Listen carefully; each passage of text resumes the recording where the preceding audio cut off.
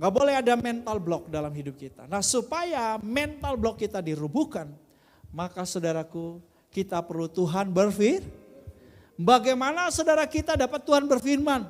Yaitu dengan melakukan meditasi firman. Yosua 1 ayat 8, merenungkan firman. Di dalam bahasa Inggrisnya meditate atau merenungkan. Kata merenungkan dalam bahasa Ibraninya adalah apa? Hagah, katakan hagah. Jadi bagaimana kita dengar Tuhan berfirman? Yaitu dengan melakukan hagah. Yang pertama, yang kedua, bagaimana merobohkan mental block kita, yaitu dengan iman. Ketika kita saudara dengar Tuhan berfirman, jadi apa? Iman, haleluya. Amin. Jadi iman. Nah supaya jadi iman pada waktu Anda meditasi firman, merenungkan firman, pastikan dapatkan janji Tuhan. Kalau saudara baca di Yosua 1, Tuhan mengulangi janjinya. Yang dia berikan kepada Musa, dia sampaikan, diucapkan lagi kepada Yosua. Supaya Yosua akan sampaikan kepada umat Israel. Oke, perhatikan. Yang kedua, ketika kita lakukan merenungkan firman, hagah, kita izinkan Tuhan berfirman, pastikan kita juga temukan jaminan Tuhan. Saudara, di Yosua 1 ada jaminan Tuhan. Tuhan berkata begini, Yosua jangan takut. Sebagaimana aku menyertai Musa, aku juga menyertai engkau. Haleluya. Dan kemudian sudah dari Yosua pasal 1 juga dikatakan kuatkan dan teguhkanlah hatimu. 3 kali. Jangan kecut, jangan tawar hati. Ya, tapi dimulai dengan hanya kuatkan dan teguhkanlah hatimu. Jangan kecut, jangan tawar hati. Ini iman saudaraku. Saudara hanya bisa merobohkan mental block dengan apa? Iman. Hanya bisa merobohkan mental block dengan iman. Ya. Jadi kita percaya ada janji Tuhan buat gereja kita. Itu pasti terjadi. Ada janji Tuhan buat hidupmu, bagi istrimu, bagi suamimu, bagi anak-anakmu pasti Jadi kita mesti sering-sering mengucapkan janji Tuhan. Itu iman saudara. Kita sering-sering ngomong janji Tuhan.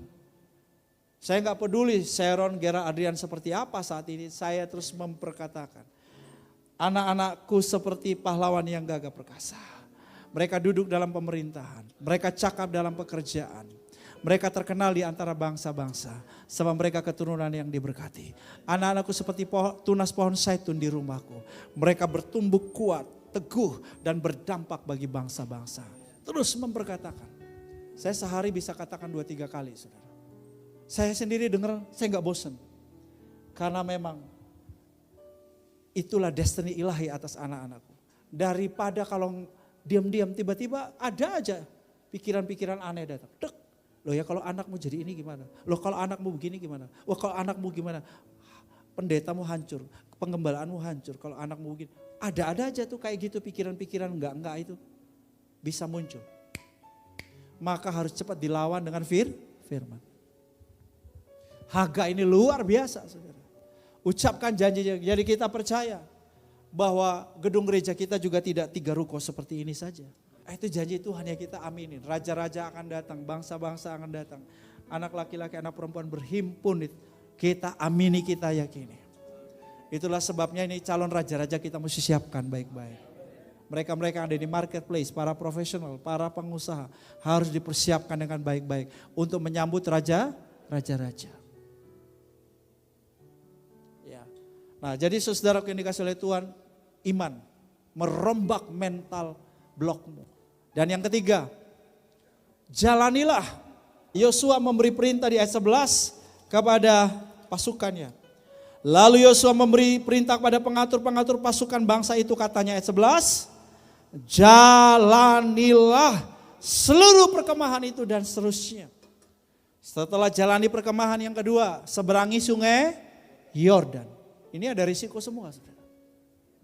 Sungai Yordan itu waktu itu lagi meluap. Kalau banjir bandang ayo, walaupun itu bukan sungai yang airnya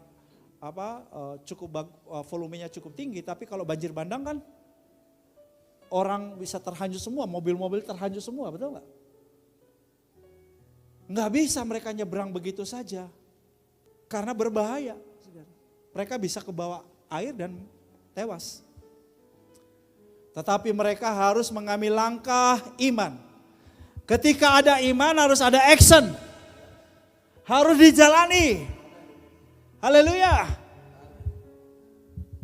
Jadi kalau saudara udah ada iman bahwa nanti besok-besok Tuhan mau pakai saudara jadi pemberita Injil atau bisnisnya dengan orang bangsa asing.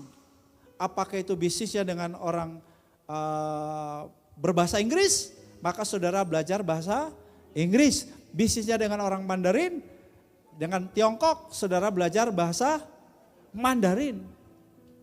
Belajar, nah itu artinya itu langkah iman. Langkah iman yang saudara sedang lakukan untuk mewujudkan apa yang menjadi janji Tuhan atas hidupmu. Jalani, ya. Bertindak, karena iman tanpa perbuatan mati.